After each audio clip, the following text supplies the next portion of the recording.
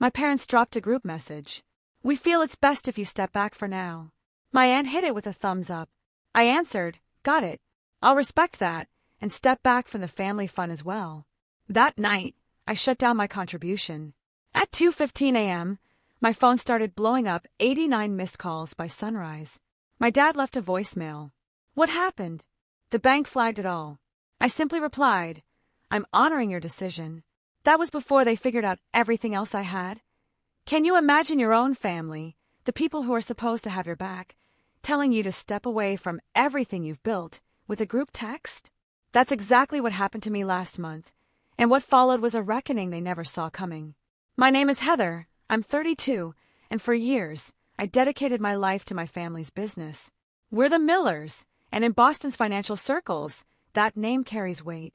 My grandfather started Miller Financial Advisors during the post-war boom, and my dad, Robert Miller, built it into an empire. Our 5-bedroom colonial was filled with symbols of success, expensive art, imported furniture, and photos of my parents with politicians. My mother, Diana, was the picture of a corporate wife, hosting dinner parties where multi-million-dollar deals were sealed over her famous apple pie. From a young age, I was different. While my cousins played with toys, I was poring over my dad's stock reports. By 10, I was asking questions about market trends that sometimes even he couldn't answer. It created this weird, uncomfortable dynamic that would follow me into adulthood. Despite graduating top of my class from Wharton with a double major in finance and economics, my family still treated me like a child. When I joined Miller Financial at 24, my dad, with a condescending pat on my shoulder, put me under the supervision of my cousin Jake. Jake, who'd barely scraped by at a state college and had been there exactly 7 months longer than me. You need to understand how we do things in the real world, my father explained. I swallowed my pride, but over the next 8 years, I quietly became the firm's most valuable asset. My investment strategies consistently outperformed market averages by 7 to 9% when the industry celebrated 2% gains.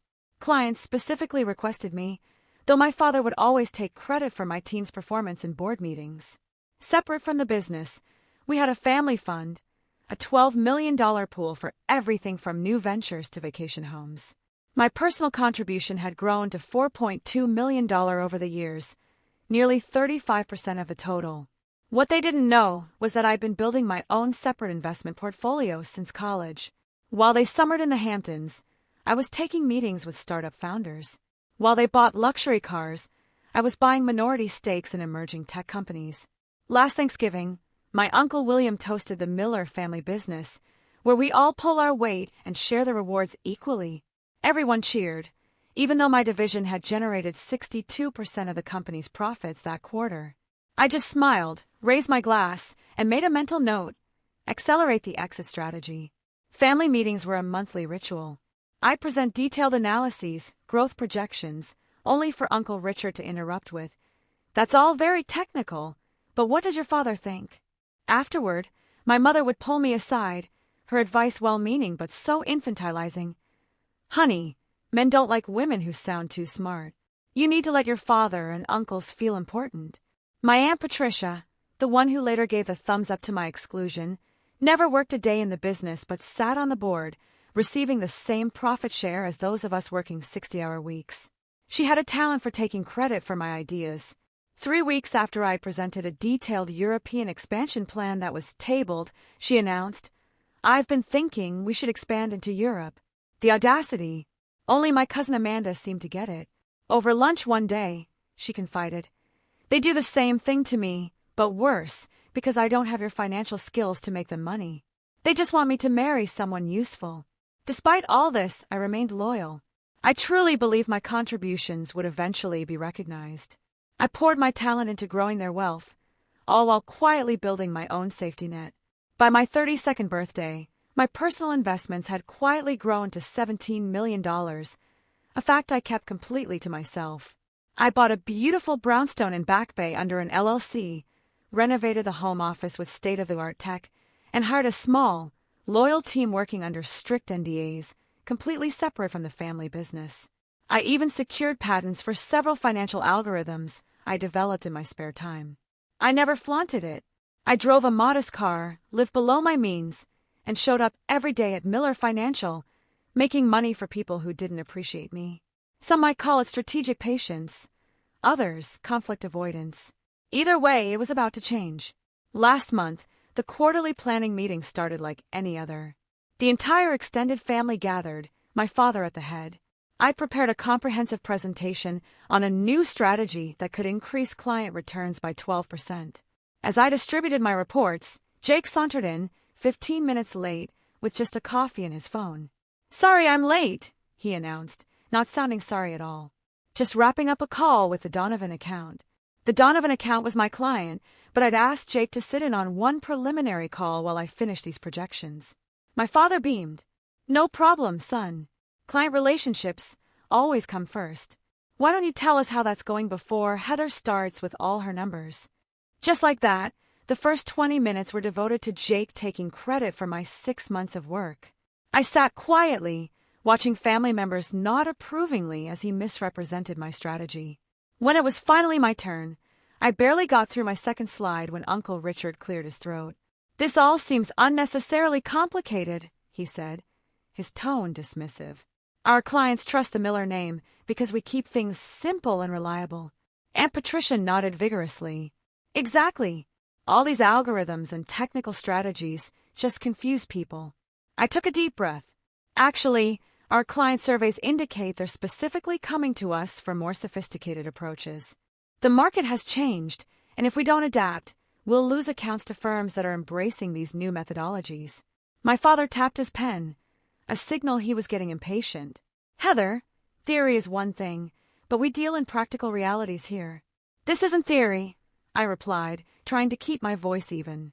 "I've already implemented this approach with the Westfield portfolio as a test case. They've seen a 14% return in just 1 quarter." A moment of surprised silence. Then my father, "You implemented this without authorization? That's not how we do things here." Heat rose in my cheeks. "I discussed it with you last month. You said to do whatever I thought best with the Westfield account since it was underperforming." "I certainly didn't authorize a complete strategy overhaul," he countered, though we both knew he'd barely listened, distracted by a golf tournament on his office TV. Jake jumped in. "I have a simpler approach we could consider."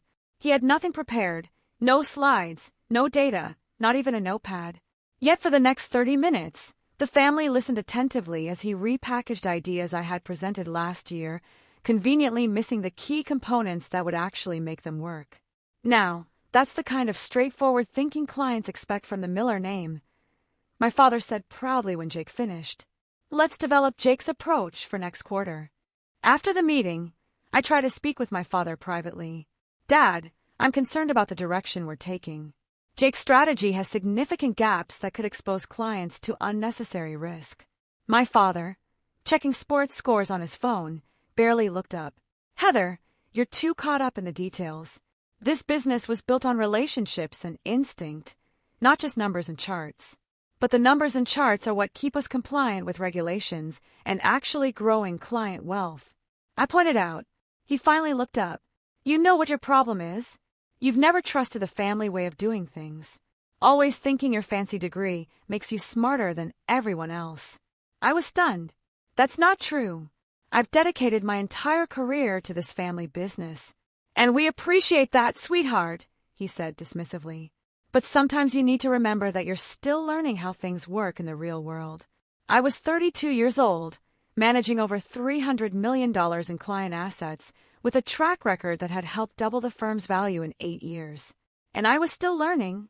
As I left his office, I overheard Aunt Patricia talking to my uncle in the break room. "Heather's presentations give me a headache," she was saying. "All those charts and big words, like she's trying to make the rest of us feel stupid. Robert needs to rein her in." My uncle agreed. "The girl doesn't understand our culture. Never has." I quietly stepped away, a cold realization settling in my stomach. I went back to my office and closed the door, sitting in silence. For the first time, I allowed myself to accept what part of me had always known. I would never be fully respected in my family business, no matter what I contributed. That evening, instead of our usual post-meeting family dinner, I went home to my brownstone. I began reviewing my personal affairs, confirming all my independent business dealings were separated from family assets, checking that my patents and intellectual property were securely in my name alone, reviewing client contracts to confirm which relationships were legally tied to me personally rather than the firm. I wasn't planning anything specific yet, but something had shifted. I knew I needed to be prepared. The next week brought more subtle slights. In a client meeting, my father interrupted my explanation of a tax strategy to translate it into English, oversimplifying my advice to the point of inaccuracy. At a staff training, Jake presented one of my risk assessment models as his own creation. Aunt Patricia, accidentally, left me off the email chain for an important family business discussion. Then came the final straw. I arrived early at the office on Tuesday to prepare for a meeting with our largest client, only to find it had been moved up and was already in progress.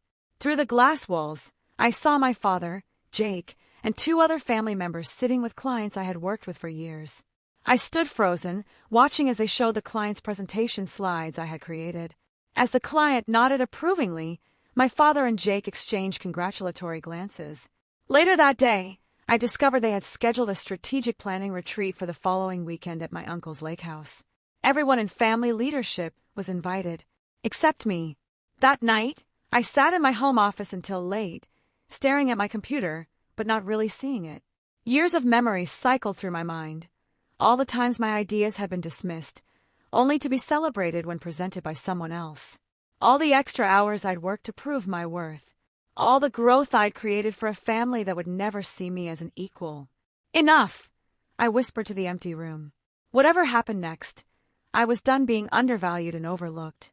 3 days later, on Friday afternoon, my phone buzzed. A notification from our family WhatsApp group. My father had created it for business communication, but it was mostly golf scores and vacation photos. The message from my father read, "After considerable discussion among the senior family members, we think it would be best if Heather steps away from client management for now. We appreciate her background work, but recent feedback suggests clients respond better to our traditional approach. This isn't permanent, just a chance to realign with the Miller way of doing things."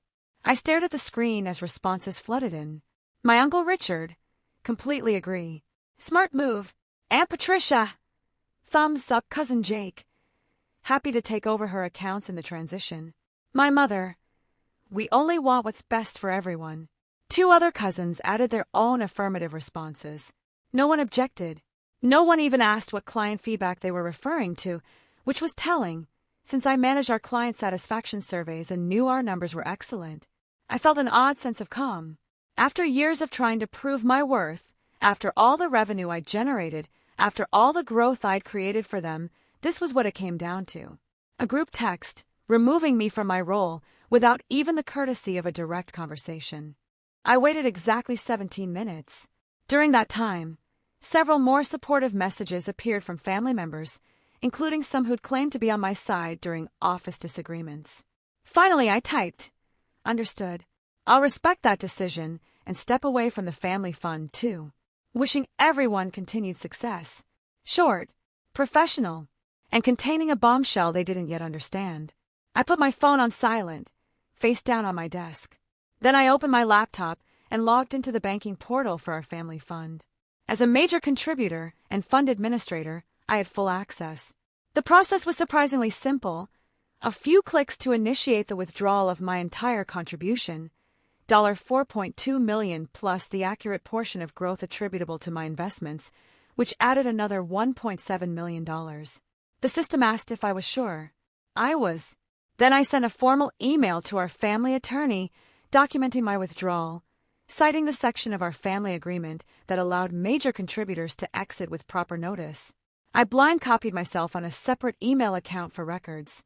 The family fund had always operated with a liquidity requirement, keeping at least 50% of assets in easily accessible accounts.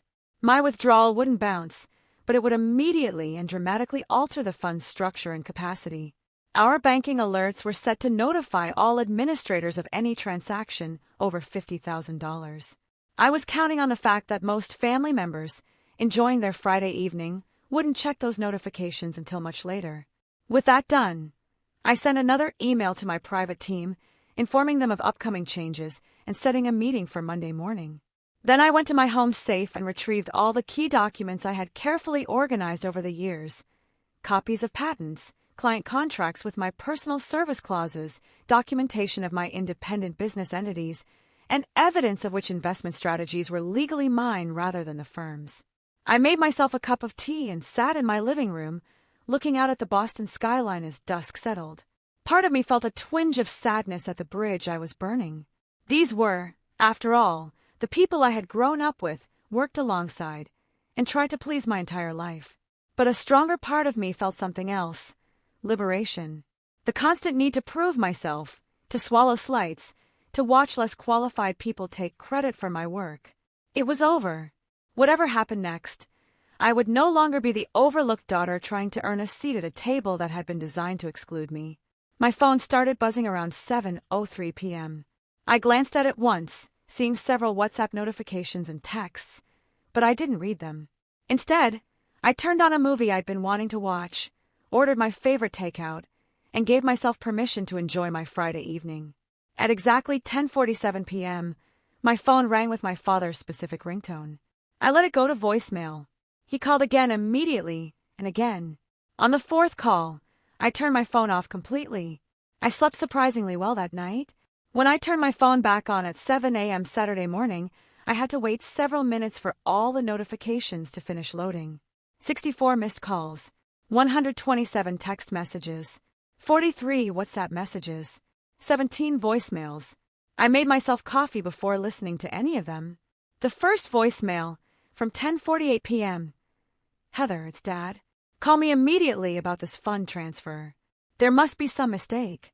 The second, from 11:10 p.m. Heather, this is completely unacceptable. Whatever point you're trying to make, this isn't the way. Call me back now. The messages grew increasingly urgent through the night. By the 2:15 a.m. voicemail, my father's voice had lost its anger and held naked panic. What happened? The bank has flagged everything. The fund is completely frozen due to suspicious activity. You need to call me back right now. The most recent one, from 6:30 a.m., was different. My father's voice was quieter, with a tone I'd rarely heard from him: uncertainty. Heather, I don't understand what's happening. Whatever we did to upset you, this seems extreme. The entire family fund is locked down. The bank needs your verification to unfreeze the accounts since you initiated the transaction. Please call me back. Please. I finished my coffee, took a shower, and dressed in my favorite outfit, a well-tailored blue suit that always gave me confidence. Only then did I send a single text message to my father. I'm honoring your decision. You asked me to step away, and I have.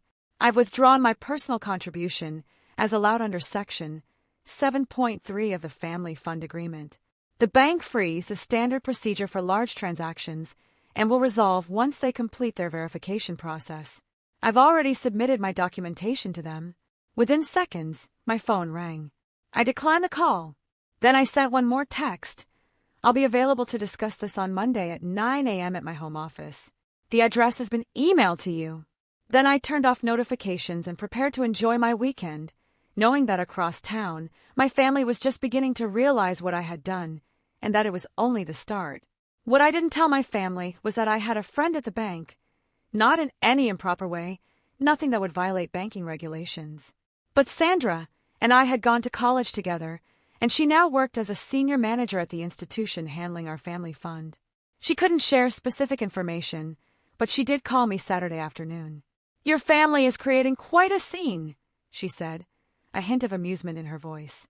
Your father has been on the phone with 3 different departments.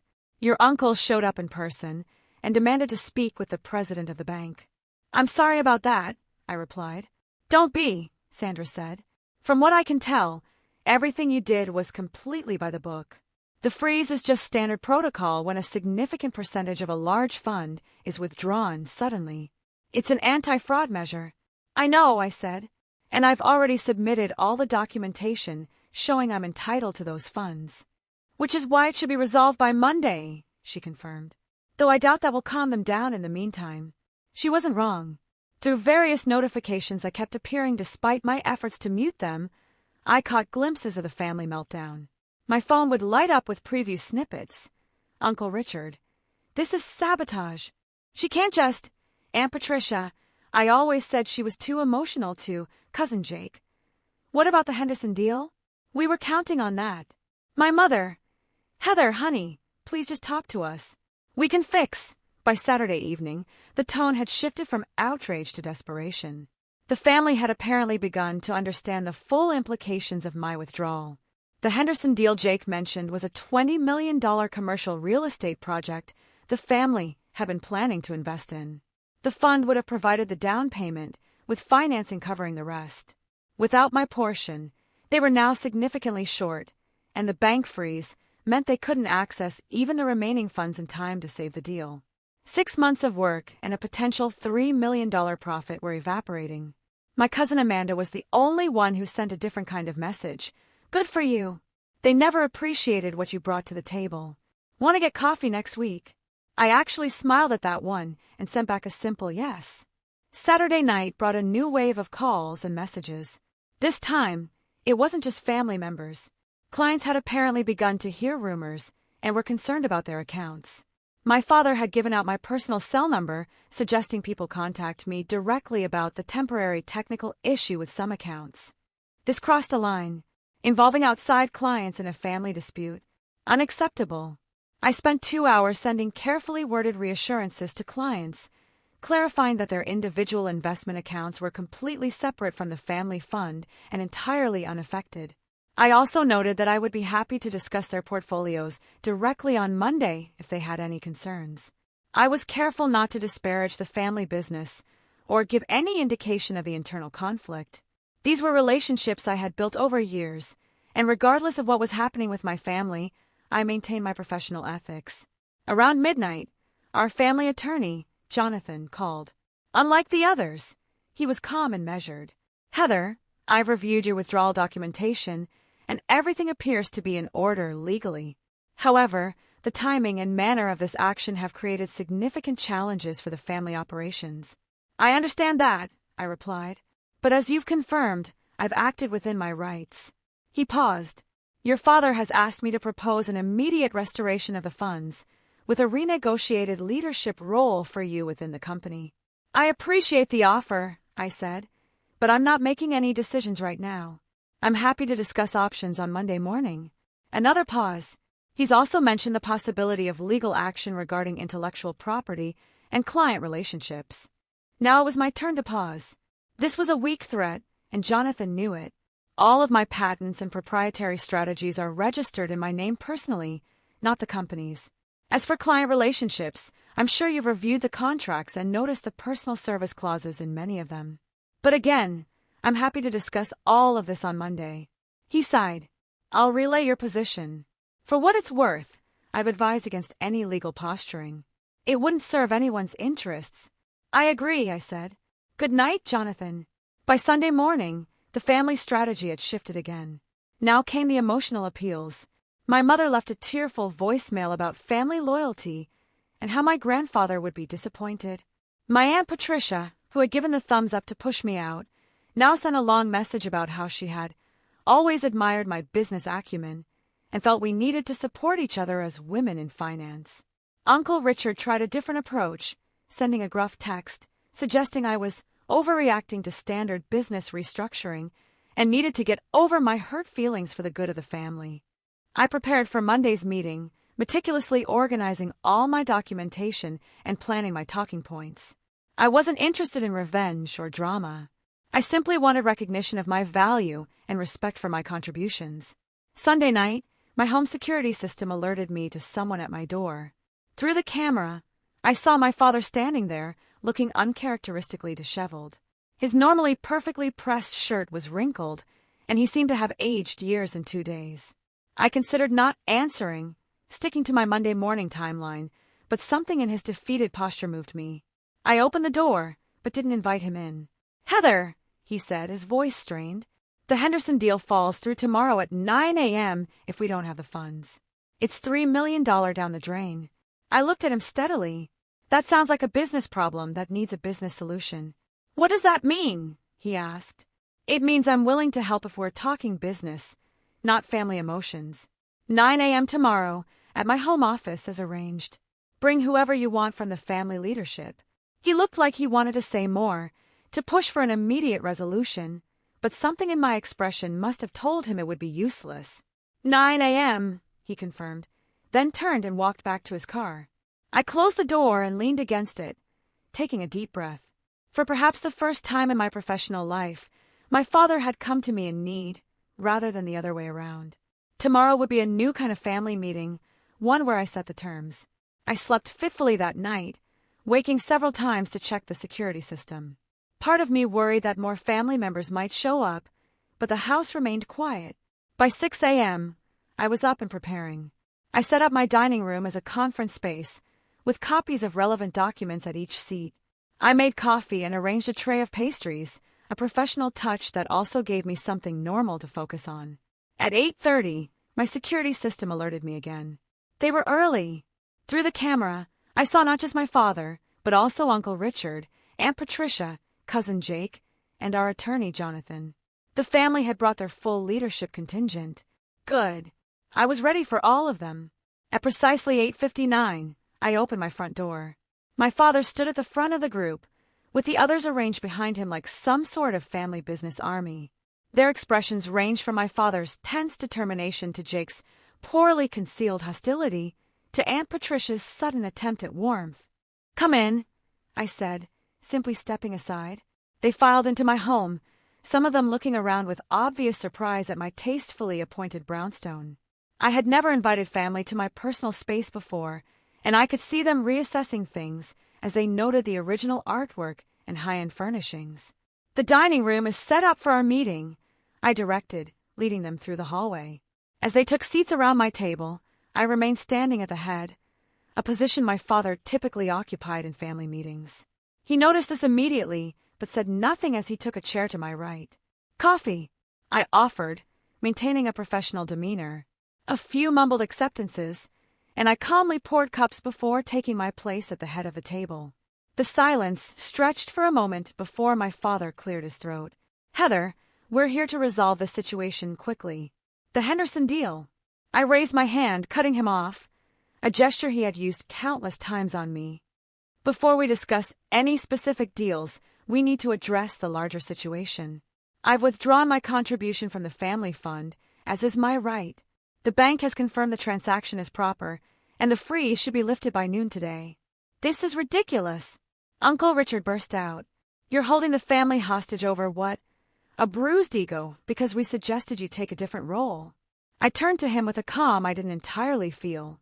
"This isn't about ego, Uncle Richard. This is about value and respect. For 8 years, I've generated consistent returns above market average. My division has brought in 62% of company profits. My client satisfaction ratings are the highest in the firm. Yet, I was removed from client management via group text, without discussion, based on claimed feedback that doesn't exist. We were going to discuss it in detail at the retreat." Aunt Patricia interjected, her voice honey-sweet. "We just wanted to get the basic decision communicated first." "The retreat I wasn't invited to," I pointed out.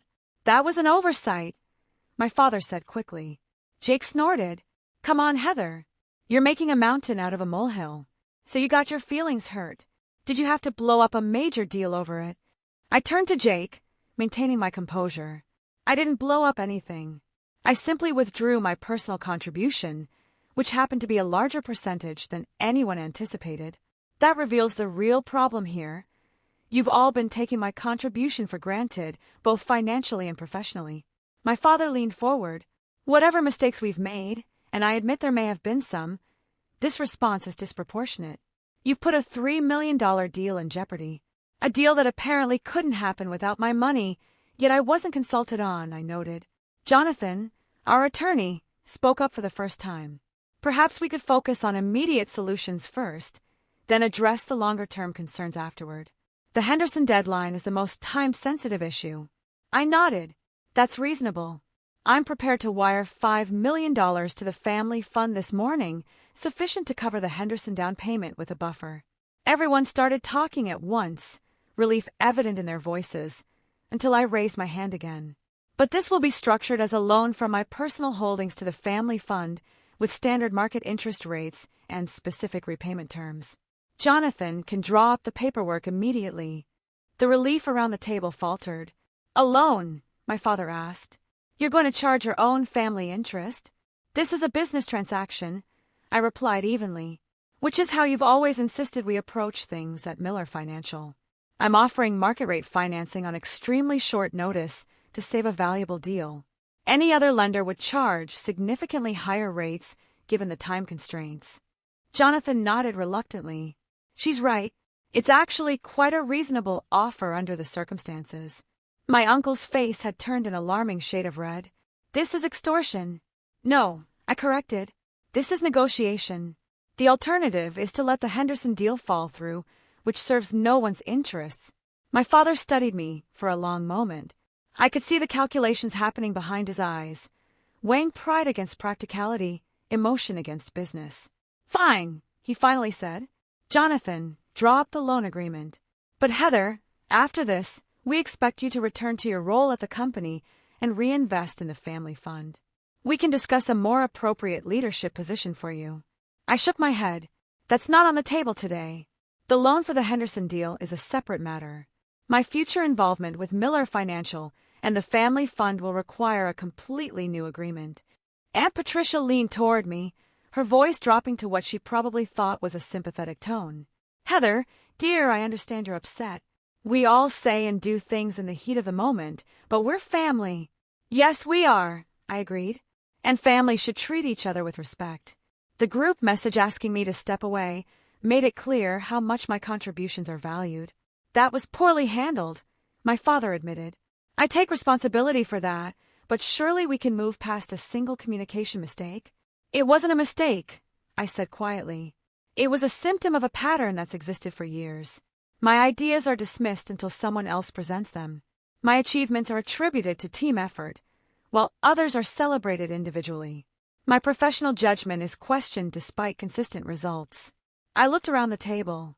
"I've brought profit to this family, and in return, I've been treated as an afterthought. That ends today." The room fell silent as the full impact of my words sank in. For the first time, I wasn't backing down or smoothing things over. I wasn't accepting a pat on the head and a promise to do better next time. Finally, Jake broke the silence with a dismissive laugh. "This is all very dramatic, but let's be realistic. You need the Miller name and connections as much as we need your number crunching. Where exactly do you think you're going to go?" That was the opening I had been waiting for. I smiled. "That brings us to the next item on our agenda." I pressed a button on a small remote, and the large television on the dining room wall lit up with a presentation. The first slide showed a logo I had designed myself, Heather Miller Capital Management. "I've been operating my own investment firm as a separate entity for the past 4 years, I explained, advancing to the next slide, which showed impressive growth charts. "My personal clients have enjoyed average returns of 17%, compared to the 9% at Miller Financial." The shocked expressions around the table gave me a satisfaction I tried not to show. "That's not possible," my father said. "You've been working full-time at our firm. When would you have had time to run another business?" "Evenings, weekends, the vacation days I never took," I replied. "While everyone else was at the lake house or on European trips, I was building something of my own." Uncle Richard's face had moved from red to nearly purple. "This is a violation of your employment contract.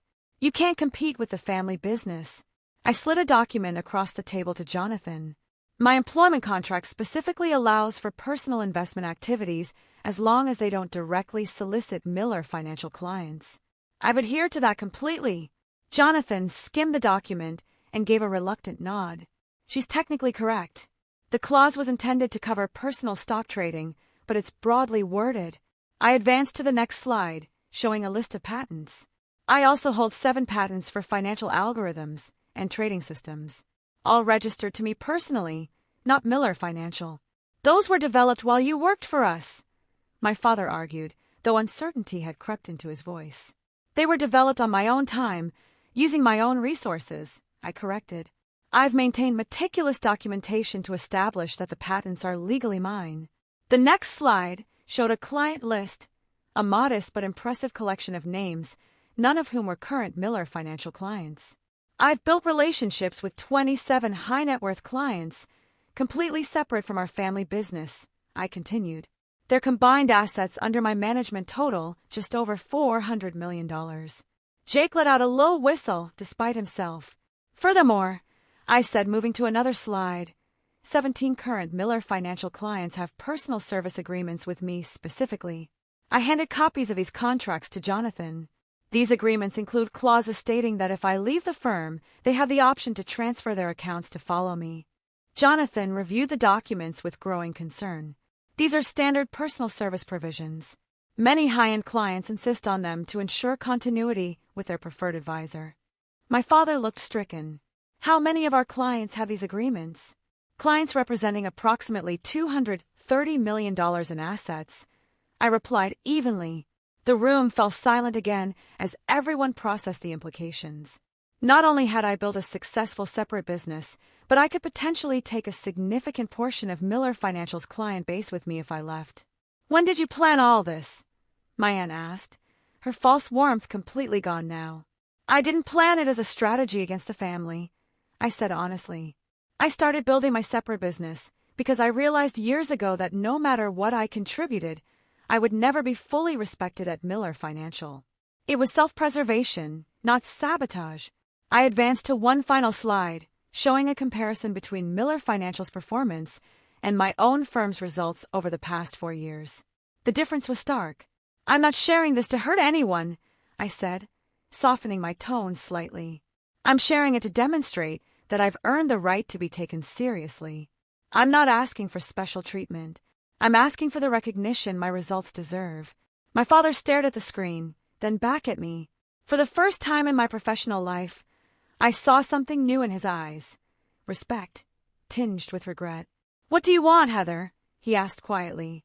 First, we complete the loan agreement for the Henderson deal to address the immediate need, I replied. Second, I take a 1-month leave of absence from Miller Financial to give everyone time to consider next steps. Third, we reconvene in 30 days to discuss either my return under new terms or my formal departure and the transition of my clients. I looked around the table. Those are my non-negotiable terms. Jonathan spoke up. From a legal perspective, these are reasonable requests given the circumstances. I would advise accepting them. Uncle Richard looked like he wanted to argue further, but my father raised a hand to silence him, a gesture I had seen countless times in family meetings, but never directed at them.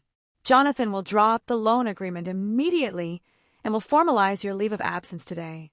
Jake started to protest, but my father cut him off. Enough, Jake! The situation has changed, and we need to adapt.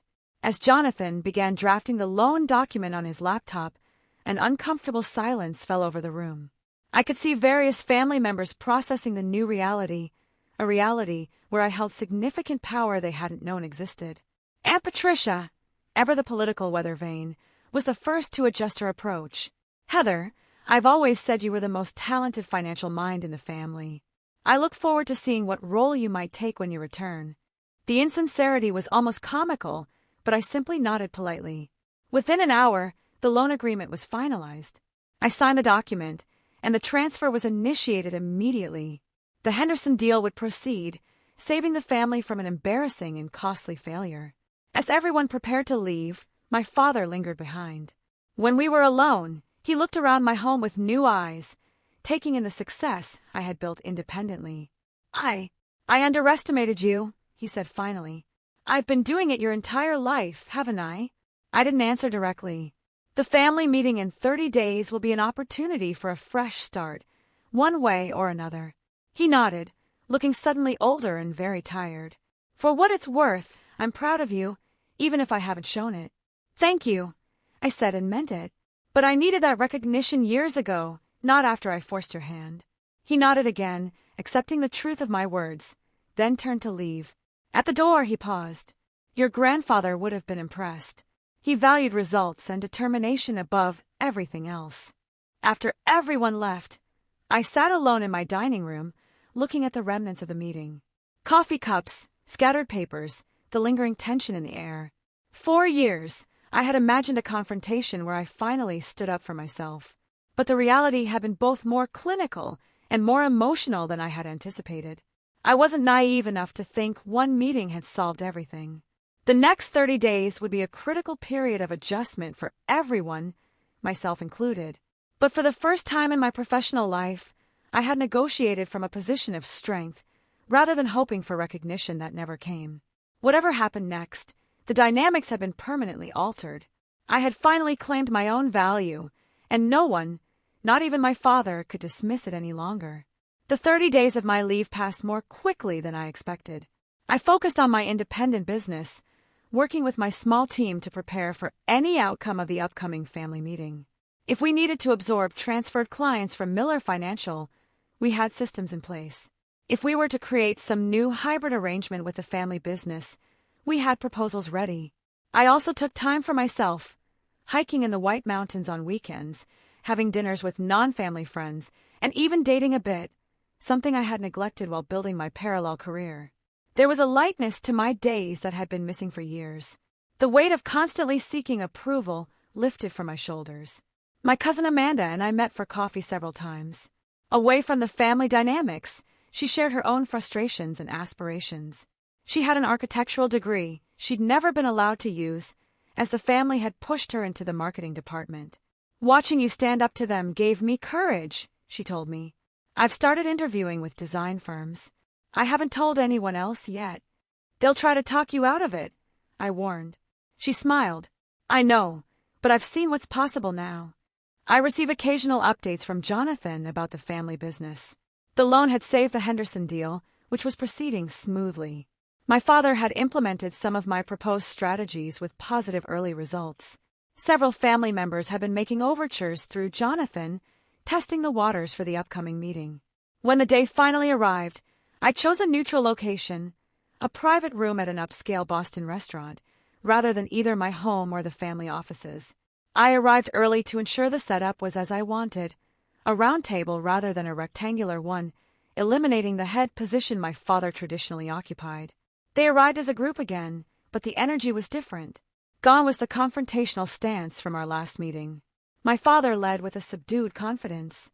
Uncle Richard seemed resigned rather than angry, and Aunt Patricia had abandoned her false warmth for careful neutrality. Jake looked uncomfortable but controlled, and Jonathan maintained his professional demeanor. Two new additions surprised me: my mother, who rarely attended business meetings, and my cousin Amanda. After everyone was seated and pleasantries exchanged, my father opened the discussion. "Heather, over the past month, we've had time to consider the situation carefully. The family and the business have benefited from your contributions in ways we failed to fully recognize. We would like to propose a new arrangement that we believe acknowledges your value while preserving the family legacy we all care about." He nodded to Jonathan, who distributed folders to everyone at the table. "We're proposing a restructuring of Miller Financial," my father continued. "The creation of a new division, Miller Capital Management, with you as president and CEO. This division would have autonomy over investment strategies and client relationships, with its own profit-sharing structure, separate from the traditional family pool." I opened the folder and reviewed the proposal as he spoke. The terms were surprisingly favorable: a significant ownership stake, decision-making authority, and compensation tied directly to performance. Additionally, my father said, we're proposing changes to the family fund structure. Each contributor would have proportional voting rights based on their investment, rather than the current system where all family members have equal say, regardless of contribution. This was a major concession, a direct acknowledgement of the power imbalance that had existed. "What about my existing independent business?" I asked. "We're proposing a merger," Jonathan explained. "Your clients and patents would be incorporated into the new division with specific protections for your intellectual property rights. All client service agreements would remain intact with you as the primary advisor." I considered the proposal carefully. My biggest concern had always been leadership succession. The same issues could arise again. My father nodded. "The restructuring includes a merit-based succession plan for all divisions. Leadership positions will be determined by performance metrics and client outcomes, not seniority or family politics." It was a comprehensive proposal, addressing most of my concerns. The family had clearly done serious work during my absence. "I'll need time to review the details," I said. "Of course," my father agreed. "We're not expecting an immediate decision." Uncle Richard, who had been uncharacteristically quiet, spoke up. "I want to acknowledge something, Heather. I've been dismissive of your approaches because they weren't how we've traditionally done things. The results speak for themselves, and I was wrong to resist change that clearly benefits our clients." Coming from my uncle, this was the equivalent of moving mountains. Aunt Patricia added, "The family business needs to evolve. Your generation brings perspectives we need to embrace, not resist." Jake shifted uncomfortably before adding, "I've learned a lot reviewing your client strategies over the past month. There's a depth to your approach that I hadn't fully appreciated." These admissions, while clearly difficult for them, showed a significant shift in the family dynamic. My mother reached across the table and squeezed my hand briefly, a simple gesture of support that meant more than she probably realized. "I appreciate everyone's willingness to reconsider our working relationship," I said carefully. "I'll review the proposal and respond within a week." As the meeting concluded, Amanda caught my eye with a small smile of encouragement. Whatever I decided, I knew I had at least one family member who understood what this moment meant. The days that followed involved careful analysis of the proposal with my team and independent legal counsel. There were negotiations on specific terms, clarifications of authority boundaries, and detailed discussions about the integration of my existing business. In the end, I accepted a modified version of the family's proposal. The new division was established, my independent business was merged in, and I took on a leadership role that reflected my contributions. My personal investments returned to the family fund, but under the new voting structure that ensured my voice would be proportional to my contribution. The transition wasn't perfect. Old habits occasionally resurfaced. My father instinctively trying to override decisions, Jake taking credit in client meetings, and Patricia making subtle undermining comments. But now there were structures in place to address these issues. And more importantly, I had proven my willingness to walk away if necessary. Over the following year, Miller Capital Management outperformed every other division of the family business. New clients were attracted by our innovative approaches, and existing clients benefited from enhanced returns. My cousin Amanda eventually left to pursue her architectural passion, with my full support and a small investment from me in her new design firm. Family dynamics shifted gradually. My father and I developed a new relationship based on mutual professional respect, rather than the parent-child dynamic that had undermined us for years. Some family members adapted better than others, but all recognized that the business was stronger for the changes we had implemented. One evening, nearly a year after the group text, my father and I were reviewing quarterly results. "I've been thinking about your grandfather lately," he said unexpectedly. When he handed the business to me, he said something I didn't understand at the time. He said, "The best legacy isn't preservation, it's evolution." I think I finally understand what he meant. I looked at my father thoughtfully. Evolution is harder than preservation. It requires admitting that the original form might not be perfect. He nodded. Pride makes that difficult. I was so focused on maintaining what he built that I resisted changes that would have made it better. He smiled slightly, even when those changes came from the person most committed to its success. "It's never too late to evolve," I said. The journey from being undervalued to being respected hadn't come easily. It had required me to build leverage, to be willing to walk away, and ultimately, to force a confrontation I would have preferred to avoid. But the outcome wasn't just better for me. It was better for the entire family and the business we had all dedicated ourselves to.